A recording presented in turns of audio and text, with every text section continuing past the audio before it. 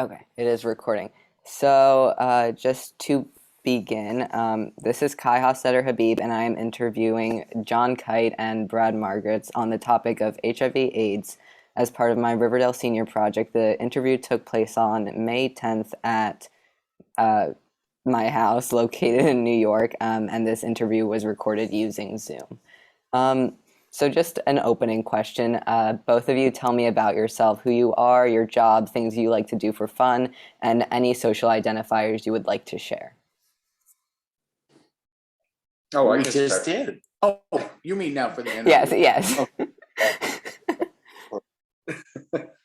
My name is Brad Margritz. Right now, I just took up a new job in retail. I've done several things in the past, some banking, some design and renovation work. I speak to a lot of people at my new job in retail. Keeps me busy. I've been gay that I know of since the third grade. I've been out to my family and friends since I was 22 and met my life partner and now husband at age 25 in Denver, Colorado. Is that your social identifier? Pretty much. Okay. My name is John Kite. I am 62 years old. I was gay out of the womb. I met Brad, like he said, when we were 25. We're the same age, which is kind of funny. In 1985, February of 1985. Valentine's Day is the 14th. Fortunately for us, we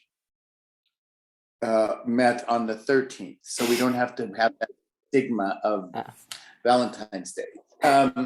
We were married about 5 years ago, 6 years ago. December of 2013. December of 2013. Oh, Lord. By a dear friend of ours, the Reverend Mark David Hostetter, at a beautiful home in New York, New York. And Kai and Lonnie and Leia played their musical instruments for our wedding. It was one of our pinnacle days of our lives, I want you to know. We had it. And what I do for a living is I play the piano. I am the director of entertainment at a hotel in downtown Denver called the Brown Palace, and I've been there for 34 years. Great. There you go. Thank you very much. That's really sweet about the wedding. Okay, so what was your childhood like before 1981? Where did you grow up? And what was it like? For myself, I'm Brad. I grew up in Nebraska in a very small town. My graduating class was 28 people. And it was quiet. I didn't have many role models to think about, what being gay was like as a teenager. I still enjoyed, my teenage years. I had great friends. We did summers out at the lake, water skiing, worked odd jobs, which were kind of fun. That's a whole nother story as a teenager. Had wonderful parents and lots of family nearby because my cousins and grandparents live nearby. And I guess that's it. I grew up in southwest Denver, suburb, middle class, lower middle class suburb. My dad owned his own business. He did very well, but he didn't like to spend it on us, particularly. We also had a home in Dillon, Colorado, which is in the mountains. So I learned to ski when I was 7. We also had snowmobiles, we did that. We had a boat. I just realized when I said my dad didn't spend money on us, he didn't spend money on us in Denver. He spent it we water skied and we had snowmobiles. And as a matter of fact, I learned how to snowboard when I was like, I don't know, 8, 9. We had the thing called Snurf boards, and they were like a water ski, except you pulled them on back of a snowmobile. And so then it was quite the shock to me that years later, when I took Brad and I took snowboard lessons with you guys, how miserably I failed. I thought I would be fabulous at it, but that just so wasn't for me. Skied, loved skiing, loved boating. As a matter of fact, it's funny because he mentioned water skiing. After we got together, we had a boat and we would go to the same lake as a couple, as he did as a kid, when we would drag those, he had tons of cousins and we would drag those cousins around that lake. Oh my God, we had so much fun. It was a great time. So my childhood before 81 was, I guess it was great. School, my school looked like a penitentiary. It was enormous. Many people still think it looks like a penitentiary. My graduating class, 1977, was 1,300 some kids. And I turned out beautifully. Yes, you did, John. Okay. So then what were both of you doing between the years of 1981 and 1995? What were we? What were you doing? Oh, 81 and 95. Yeah. In college, at the beginning of it, 81, I went to a school that was, the enrollment was about 10,000. Half of it was on campus. The other half was pretty much commuting students from a big area surrounding the state university I went to in Nebraska.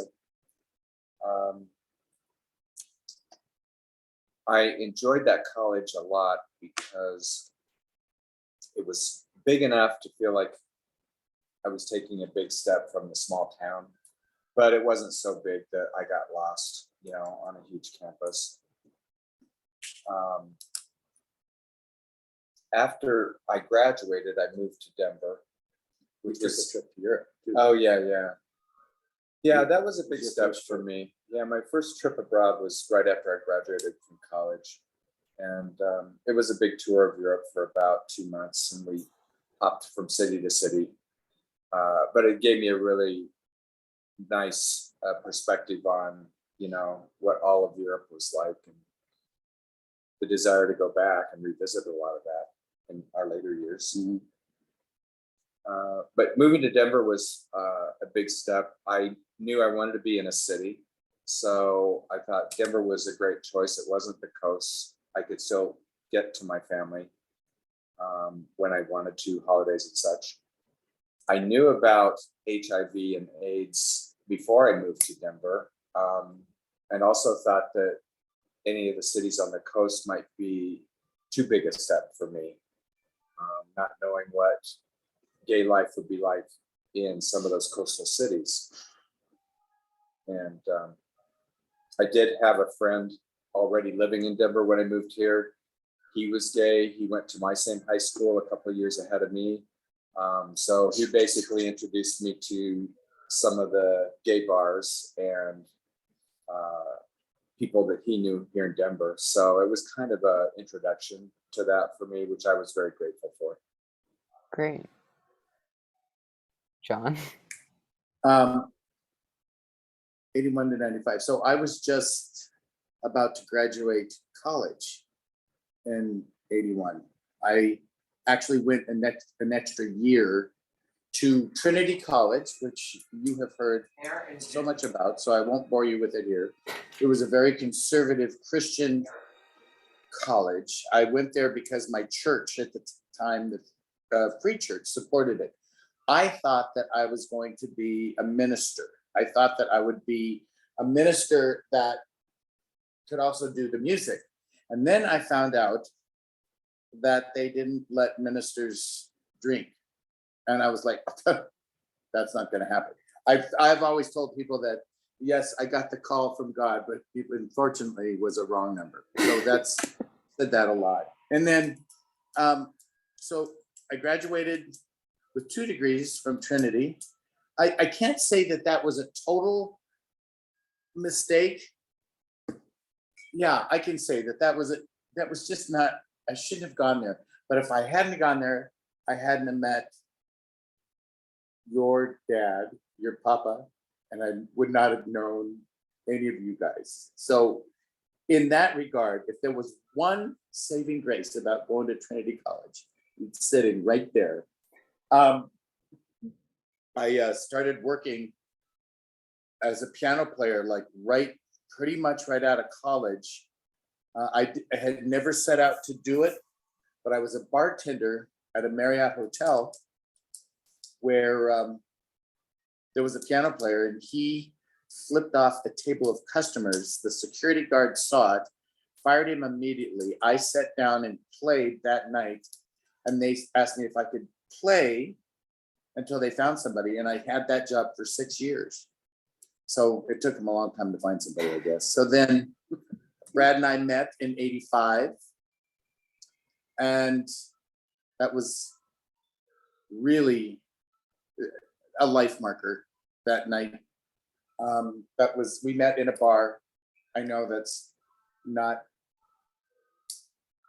thrilling information, but we met in a bar, and we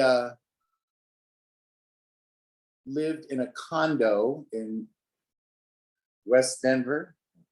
Then we bought a house together in Southeast Denver. And then 5 years ago, we bought this swanky condo that we live in now and enjoy it very much. That's well beyond 95. I did. I went well beyond 95. Okay. So now I don't add the next part. I'm sorry. John, you are okay. So the next question touches more on HIV and AIDS. So when you think about it, what is the first thing that comes to mind?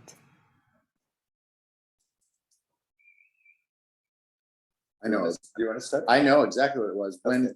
When we were in Chicago, we started hearing about the gay cancer. I was like, what? It's so funny because I knew instinctively that it wasn't just gays. I just that did not make sense to me. It just did not make sense. And I'm a pretty pragmatic guy. So when you have people telling me that there's a gay cancer, that just didn't make sense. No way. But it was a mystery, and it was very scary, and I remember walking down the sidewalks at Trinity College, just absolutely bewildered that this could be happening, that so many of these young men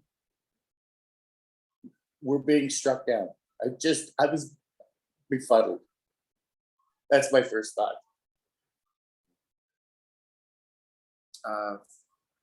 My first thoughts were that I'm stepping out to a place that my life is kind of beginning again. Enjoying a city and enjoying other gay people. And at the same time, there was such caution about everything you were going to do.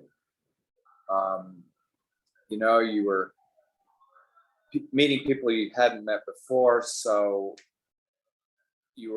I was more careful about, friendships and opening up to people. Of course, you were much more careful about any sexual behavior with other people. It was somewhat a mystery, but pretty soon we all knew, what protocols we needed to be following to keep ourselves safe. So that was very helpful. But even though you knew some of those things, I just think that it was a big weight that you carried around all the time. And there was also the stigma, you know, from people that didn't know or were not comfortable with gay people. We weren't as welcomed in society as we are now. I think John and I both fared better than a lot of people in that regard. But still, I know that you just knew it in your subconscious and carried it with you all the time. Thank you. And so along those lines, do you remember what your first memory is about hearing of AIDS? And as part of that, like, when was it? Where were you? And really, do you remember how you felt? Well, I think my first answer pretty much covered that. I was at school. I was at Christian University. And here's the weird thing. You talk about hate bandwagon jumpers. This was an opportune time for all these wingnuts to come leaping out of the closet and saying, see, we told you that this lifestyle was a sin and God's getting you right now. And there was a lot of people that did it. And and this might come up, one of the people is someone that I loved. Her name was Anita Bryant. She was they call it USA Miss USA or whatever it was. And she jumped on the bandwagon and then she started selling orange juice. And this woman that I really liked, and she had a beautiful voice. Celebrity wise, yeah. She's jumping out and hating me. And there were a lot of people hating me. And so, yes, it was at school when I discovered it. It was that feeling of complete confusion and this can't be right. There's something wrong here. We don't know. And when Brad said it was a huge weight on us, it not only was a huge weight on us, but it was a huge weight. We had a lot of time to wait before the smoke cleared. And then the hate. That was the thing. Even in you talking about this time of 81 to 95, we were living in Denver when a proposition, what was it? Something 2 or something 2. Amendment 2 in Denver that said that Proposition was California. Yeah, proposition, if we could marry. And Denver turned it down cold. And it was a direct link politically among conservatives between, haha, we told you so about being gay. This is God's revenge. So the confusion, the realization that really people did hate us. And I still considered myself a Christian. This is what I couldn't understand. These are my people, right? That just blew me away. Go ahead, you answer. Well, I think your question asked about your first impressions or how you how you initially found out about AIDS and how like where were you, when was it, and how did you feel surrounded by it?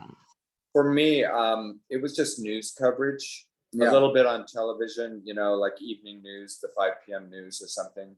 And then what you could read in the newspapers as things were developing, and they would talk about numbers of people and the science that was evolving around it, trying to figure out exactly what was causing it. And the astronomical numbers. Crazy that came along. Numbers. Kept getting higher and higher and higher. Nuts. Yeah.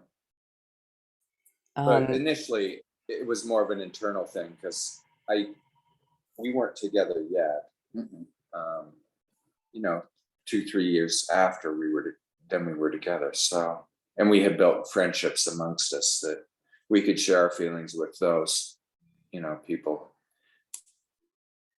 Great. So you talk about the news a bit, and do you remember how the news reported on AIDS early in the epidemic, if there was a lot of reporting, and just your initial impressions surrounding coverage?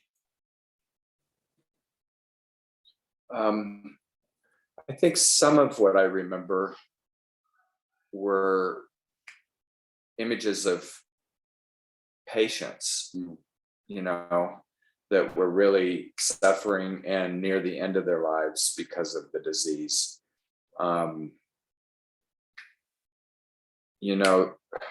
The emaciation of people who were young was kind of stark and shocking. That's a lot of what I remember is the images. And some loneliness, some of these patients weren't surrounded by their families At all. And maybe they had a handful of friends or just a friend, who was helping see them through this. So that was a kind of a scary part about it too. Initially, because a lot of people thought it was so contagious, they didn't want to be around them. And I would have to concur with Brad. I guess my initial response was hearing it on the news, reading it in the paper, the stark images of the people. And I'll tell you this, there isn't one of us living now that came through that every time we got a pimple or a blotch or something, panic. So, and I think the fact that they kept calling it for so long, the gay cancer, the gay plague, and the media called it this. And so it became that. It didn't become something that's out there that is getting people. It became gay cancer. It became gay plague. It was a long way down the pike before we heard of HIV and we heard of AIDS. If we just had another name, of course it had to be like a name that was, the media was using these names that I think was irresponsible. They didn't know it was cancer. There was some cancers involved with it, but yet they kept calling it that. In one thought, in contrast to what we experienced with COVID, there wasn't a very quick response governmentally. The people that were responding were the inner city hospitals, because they were getting most of the patients, and the people who persevered in those particular hospitals to try to figure out things and dissect what was happening. And then volunteerism among a lot of gay people themselves and their friends who were trying to be helpful and supportive. I know there were concerns about all that, and that's what brought up a lot of activism among all of us, but it didn't step up. We went through all of the Reagan years, I think, when they really didn't want to do much about it. We didn't have big research projects or a lot of funding that I know of that went towards that. So. So on Did that answer? Yes, that did. So on the topic of Reagan, how did you feel about Reagan's administration during this time, and especially his response to the AIDS epidemic? You can be as blunt as you want, John. Well, about this time, I was a senior in college, my first senior year, and I did a extension in San Francisco, ground zero. And I worked for the Family Service Agency of San Francisco. And soon after that, Reagan started slashing budgets for social endeavors in cities around the country. Federal aids were being slashed. Federal funding was being slashed. The programs that I worked in that summer were slashed. I was one of the last ones to be there. So when you talk about Reagan, it's hard for me to dissect what he did with federal funding for social services and what he did for AIDS. He was just a dick throughout the whole time. He was following the GOP playbook. He was following the conservative. He was on the strings. He was the marionette attached to the strings of the conservative movement. And I put myself and my family square in that. That's what my family was. And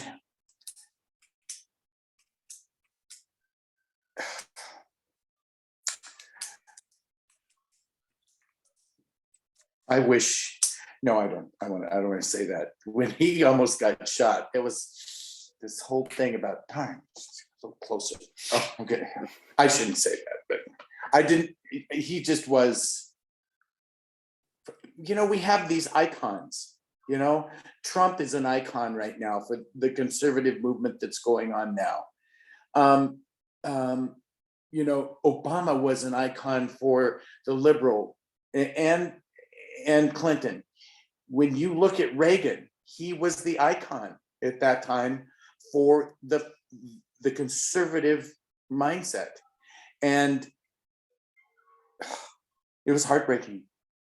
And I thought his administration, albeit very, very successful, it was successful on the necks and the backs of many, many people who needed those services, who needed a response that was thoughtful and rapid to the AIDS crisis. And he didn't provide it. As a matter of fact, he didn't care. I thought it was a little ironic because I think one of his sons was in the arts, a ballet dancer, I think, for many years. And he certainly would have been acquainted with the situation among, anybody in the entertainment world and in that world as far as being affected by the crisis, the AIDS crisis. He would have known people. And things like that. There are lots of little things that you could talk about in that way and say, why wasn't there a response? And it was pretty much ignored until activism, grew and grew and grew. And I do think that just on our level, we tried to set a really good example of what people could be like as gay people, as couples, not even thinking about marriage, just being loving people to each other and our community. Yeah, and just being good neighbors and good friends. When we lived at our second place, it was kind of a suburban, quiet area, and there were a lot of senior people that were in our neighborhood. And we made sure that we would help out in the winter, maybe scoop a few extra sidewalks and chat with people, be friendly.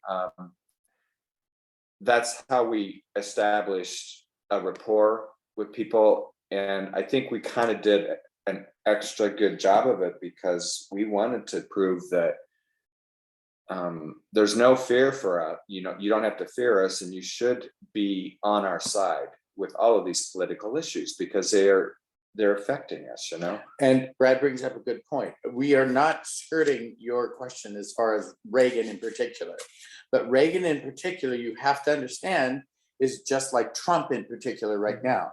There's a lot of idyllic things that surround these icons, right? And that was the time. And we've had discussions around dinner tables with your family. That was the time that we were called upon to, as individuals and as a couple, to tell the world who we are.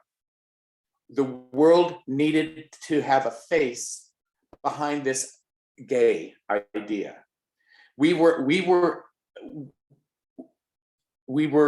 actually, and we were told, you need to tell the world. You need to tell the world who you are. Mhm. And so when I jokingly told you about transparency in the email or the text we were floating back and forth, it stems from that period. It stems from that Reagan era period where the majority, the political majority, would rather us just disappear.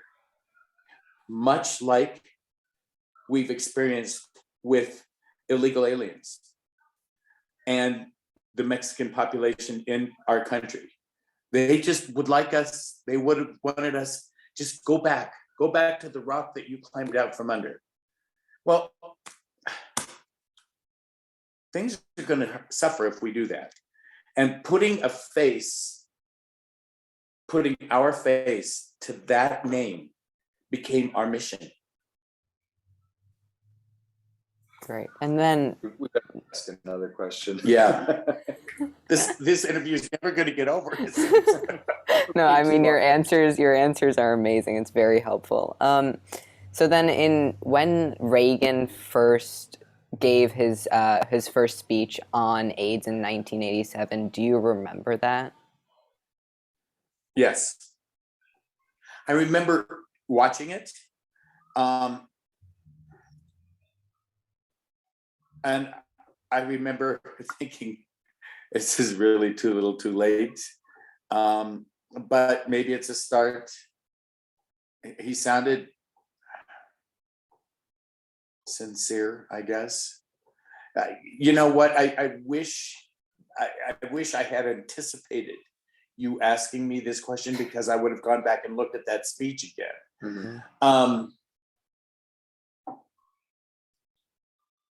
Yeah. Do you have any comment about his speech, Kai? Because I'm kind of foggy on that. Yeah. So it happened on April 1st, 1987 in Philadelphia, and that was one of it. It wasn't as popular, but the most popular one was when he gave a speech to an AIDS benefit dinner with Elizabeth Taylor. Right. And that is basically when he said AIDS is, like, they're funding it, but they're also going to prohibit immigrants who test positive for HIV from entering America. And he said that he was like pro standardized HIV testing mandated by the state. Yeah, I vaguely recall those things, but I just think that after so long of just being quiet and not acting and watching, at this point, millions die.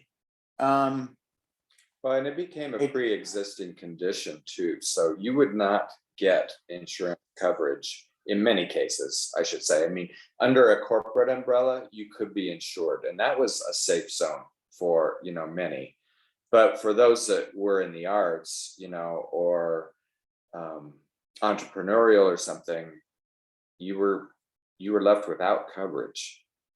As far as that, particular illness would be concerned. But the ironic part is that Reagan himself and Nancy, they were both in the arts. They were both actors. They had to have known a lot of people that were affected directly by AIDS and HIV. I just thought I want to know that. No, it's really don't. I appreciate everything that you say. So then just shifting away from AIDS, not AIDS, Reagan, sorry.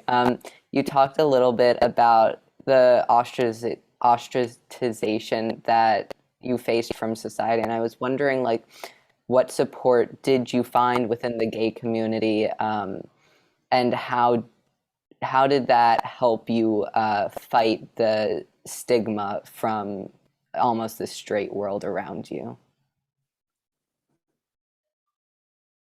Great question. Mhm. Didn't see that one coming. Very insightful question. You want to start? Or you want me to?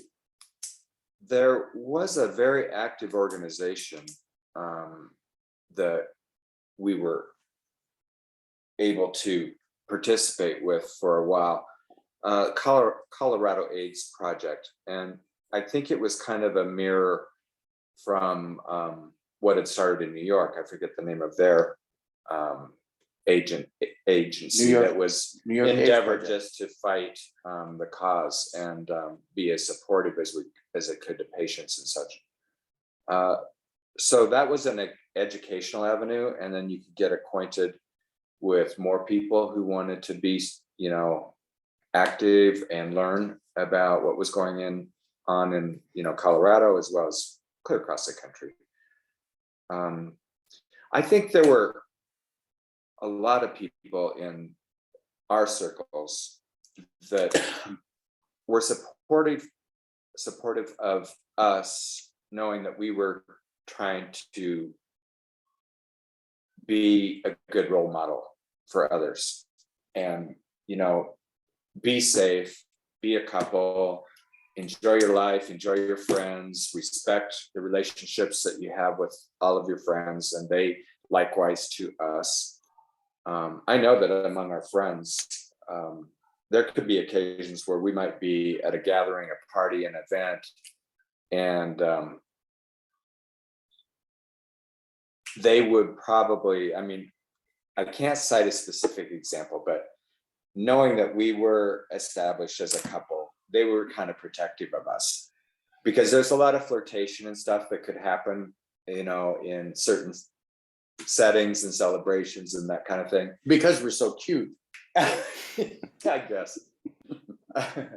But there's always going to be the ones, not even just in the gay realm, but there will always be people at the parties who want to be flirtatious and find out how, I don't know what the best word is, but basically how true you might be to the person you're with, or are you going to flirt back, or all this. So anyway, there were people that I know looking out for us in our early years as a couple. Yes. Oh, there's also, I've got a couple ideas that are, this is a great question. And it just has, so Brad, were you done? Yeah, go ahead. Brad mentioned the Colorado AIDS Project, and because I had a pickup, because why? I had a boat, remember? I'd bring everything back. I volunteered to haul food from the food bank of the Rockies to the Colorado's AIDS Project. And I did this once a week for I don't know how long. And we were in training. We did seminars on how you are with people who have AIDS, and what's the best way to help people who have AIDS, and what's the best way to interact, and what's the, and just gut-wrenching times that we spent in these training courses with these people bearing their soul about what they've done. And so that was hard, but it was also very rewarding. The Colorado AIDS Project served the community that had AIDS and HIV. Colorado AIDS Project also served those of us who served them, because it gave us understanding, it gave us insight, it gave us tools to work with these people. My marriage, huge support. what can you say? I mean, we consider ourselves married in 1985. So our marriage has been a huge support for one another. We've leaned on each other. I have an interesting thing to tell you about Brad mentioned about friendships. And I think that social interaction between gay friends took a turn about 180 degrees. We ceased becoming kind of, I'm not going to say we were all playthings to one another, because that's not true. And there wasn't anything widespread about that. But friendships in gay circles took on this support. And we are, for the most part, like after a certain amount of time, we are the survivors. We came through this. We were the ones that the other ship found the people floating in those life rafts from the Titanic. We made it. And so friendships at that point became less trivial.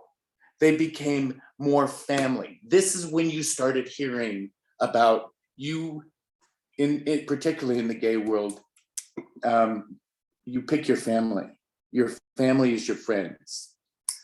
You guys are our family, period. We have family members that we really don't consider our family, I think.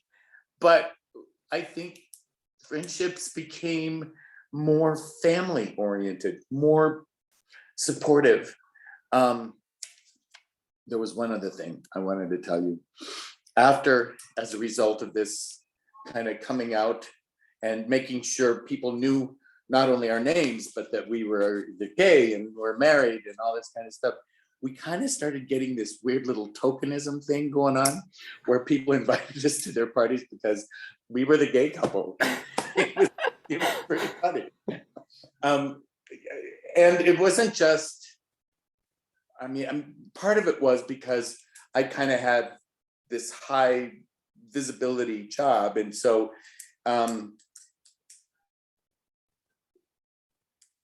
people knew that if I was invited, my husband was invited. End of story. And they delighted. As a matter of fact, most people were more appreciative that Brad came to the parties than me, I think.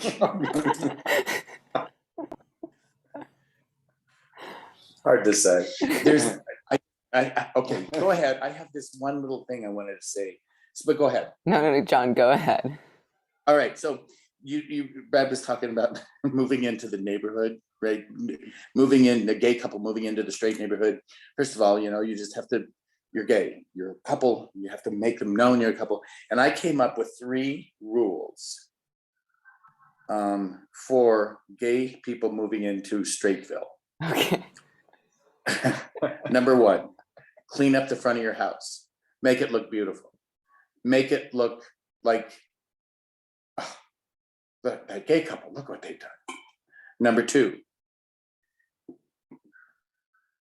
don't approach anybody. Wait till they approach you and then invite them in. Be open-armed. Don't pressure anybody, right? And number 3, if a neighborhood child comes to your door with anything to sell, buy it. Anything. Those are our 3 rules. Yeah, all those fundraisers that the kids have in school. Yeah.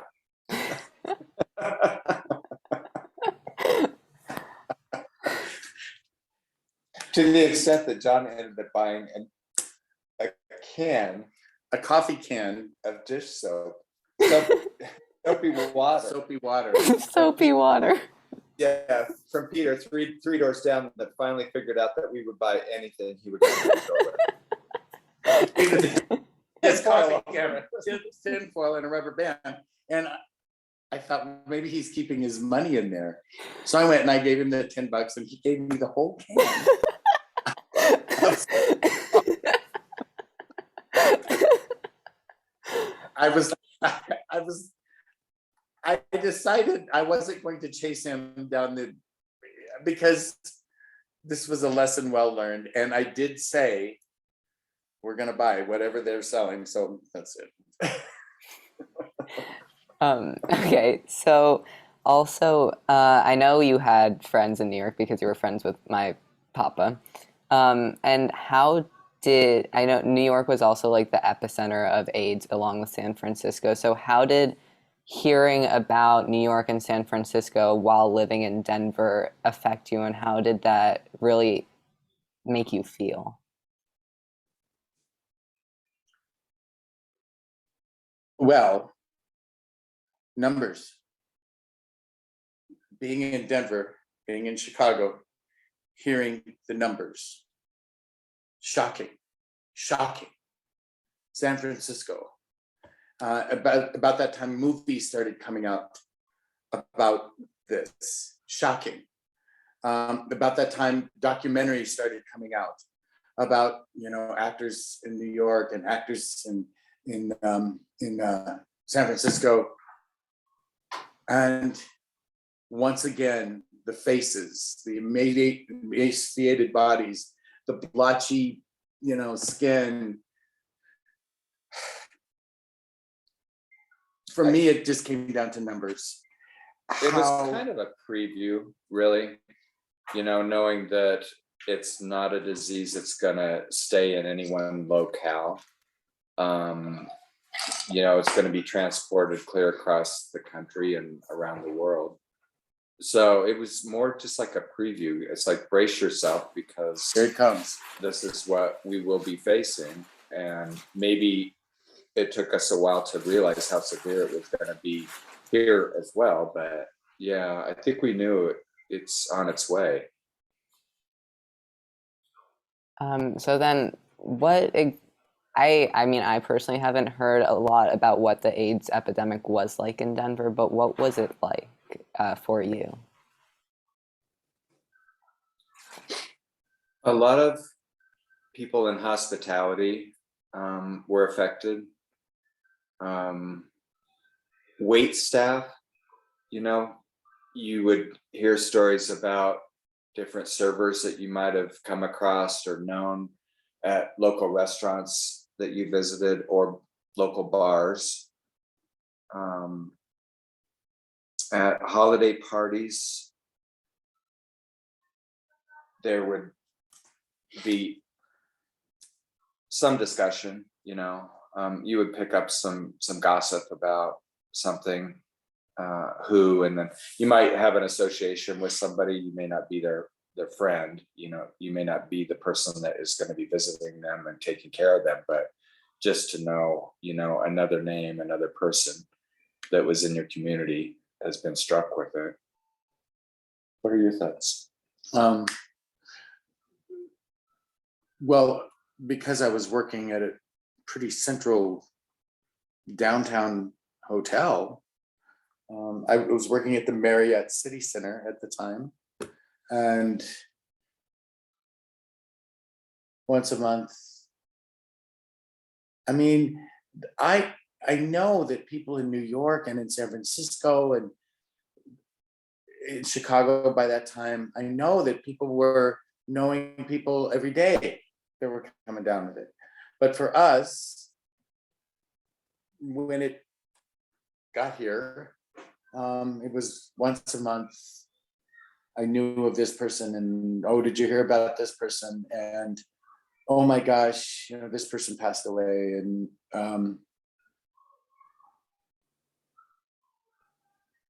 the amazing,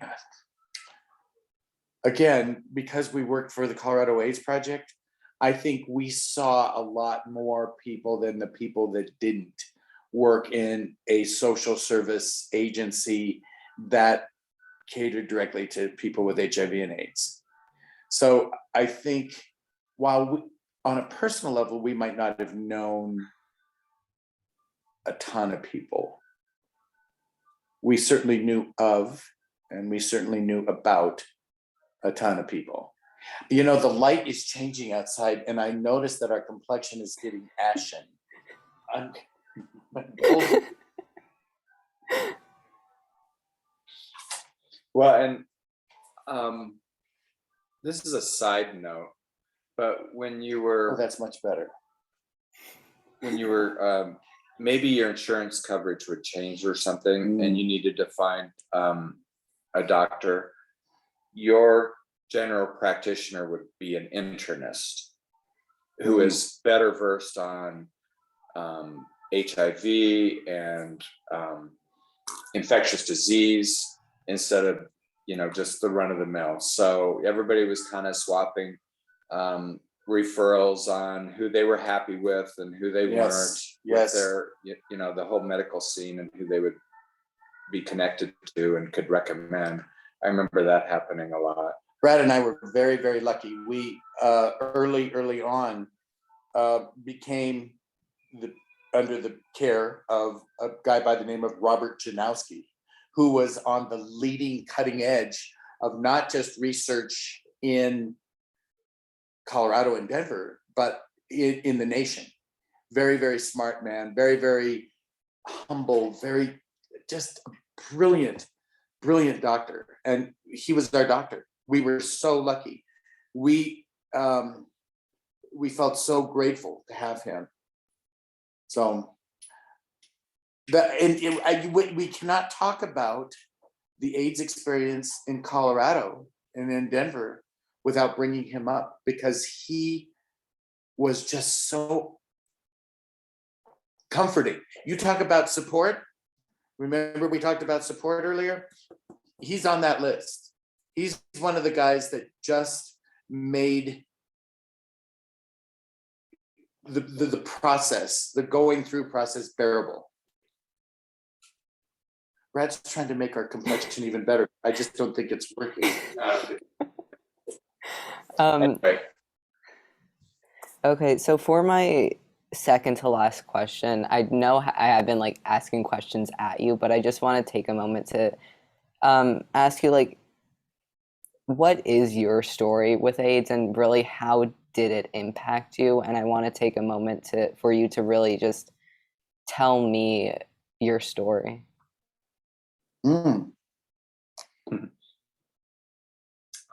Should I start? You kid. It made me appreciate some of the things that I might have taken for granted. It made me really appreciate John in a bigger way. It really also kept our friendships stronger. I do believe that. I think our parents were rooting for us as well. All of our family was really rooting for us. I think they might have maybe we didn't have conversations, but I really feel that they wanted us to be happy as a couple and stay safe. So that's another side story for us. Yeah. Here's a story. Okay. This pretty much encapsulates it for me. I came out to my mother because of AIDS. I was over at her, visiting her. Brad wasn't with me there. We were together, but anyway. And my mother, one of us were going to a funeral. I don't know. And I said, yeah, I've been going to a lot of funerals lately. And my mother said, well, I hope you're careful. This was in our driveway. I said, I just thought, seize the moment. And it was because of her concern about AIDS, somehow knowing about me, that it was the perfect time to come out to my mom, right? We had just come back months earlier from a trip. Brad and I took my mom to Washington, D.C. and to New York. We saw shows and we went to museums.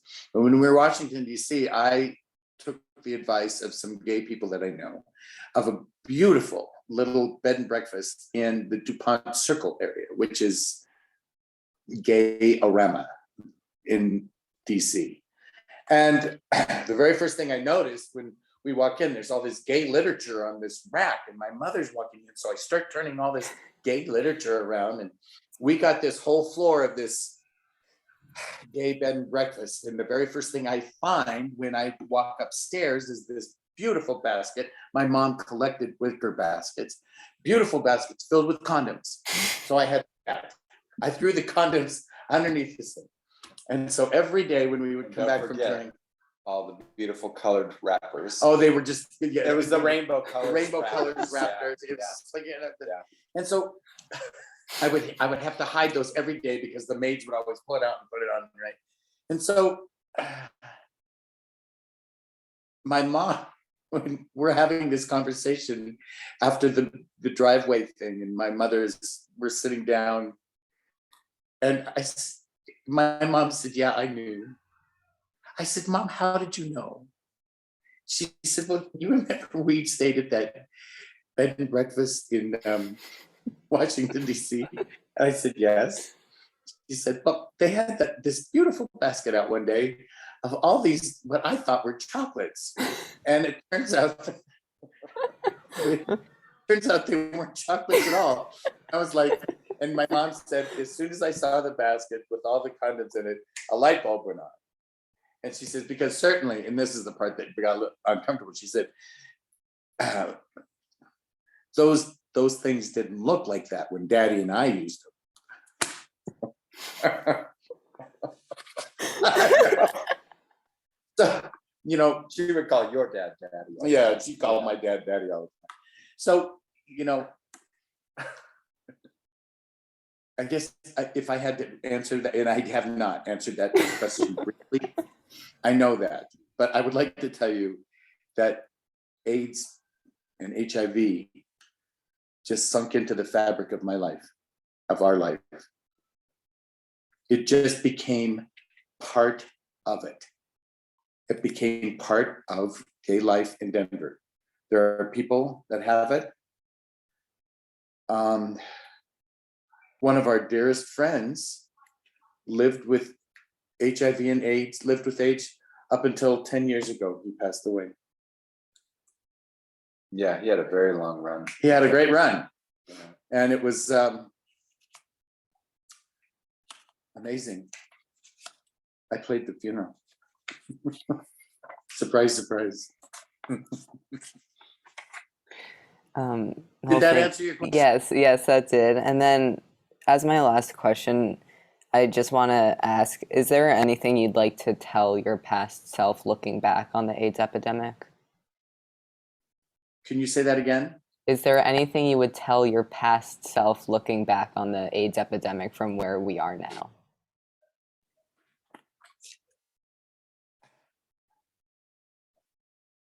Can I go back to the question right before this? Yes. And this is by way of answering this question.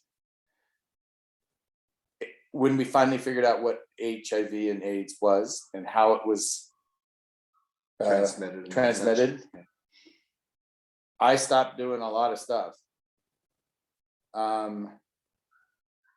I put the brakes on a lot of things. And if I wanted to tell my past life something, it would be like, I'm glad you watched the warning signs.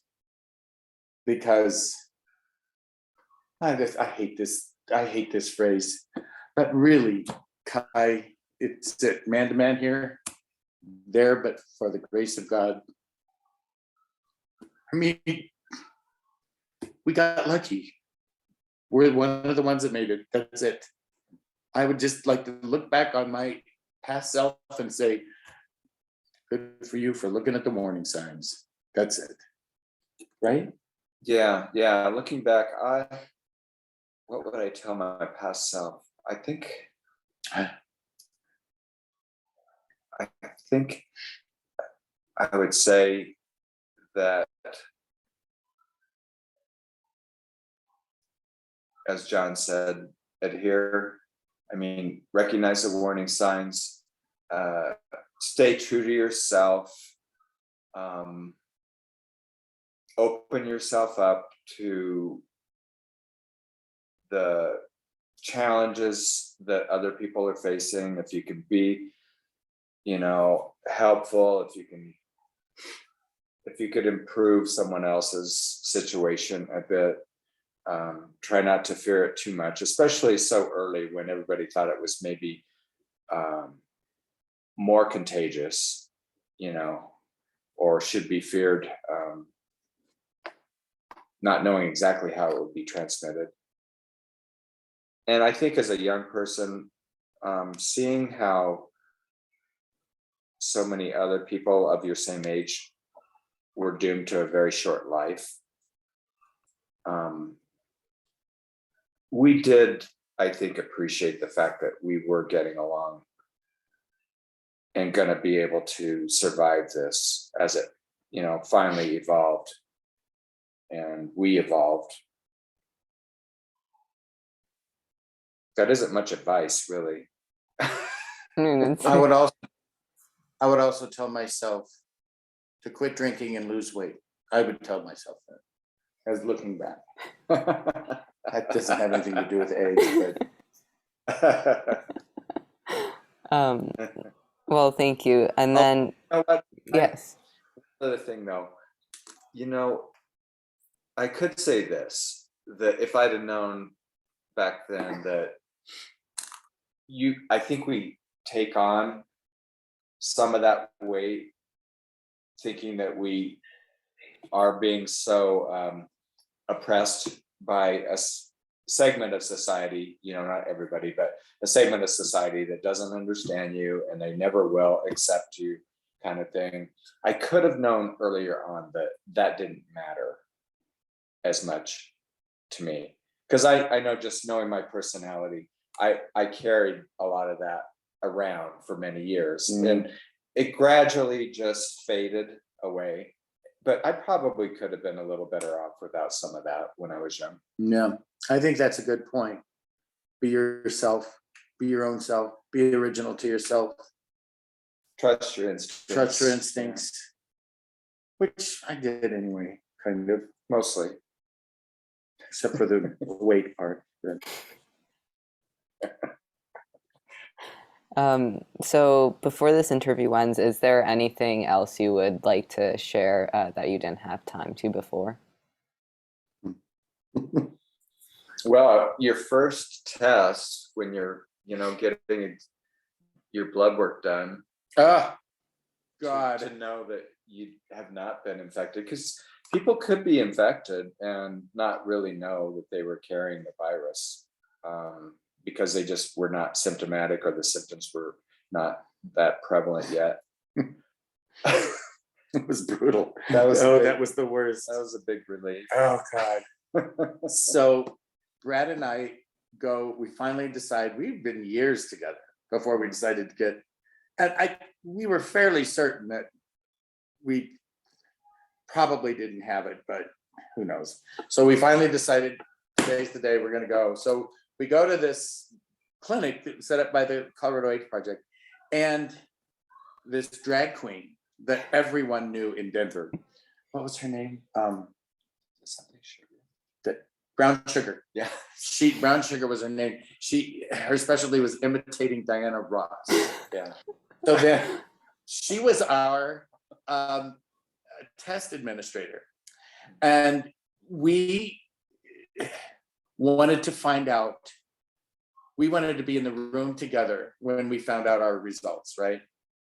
Well, the problem is that she could not say to either one of us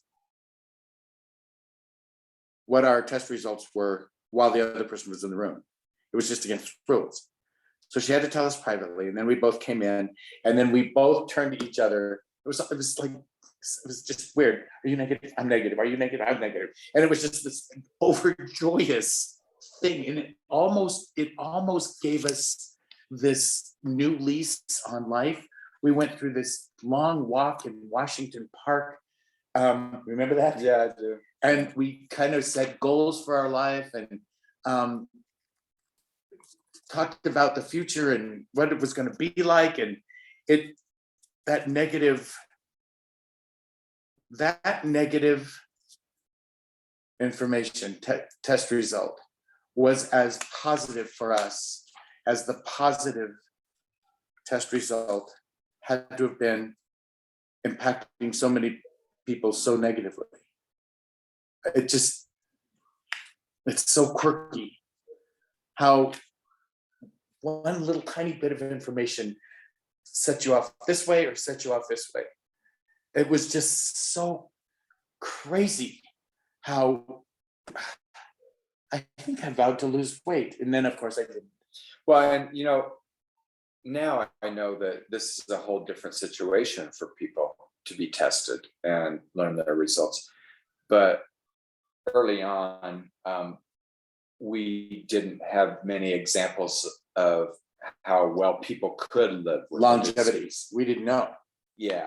So, everybody's mind kind of went to the worst, and that wasn't accurate. That isn't the way it ended up. As we mentioned, our friend that lived for many, many, many years. So anyway, considering that as part of the time period when we were being tested initially.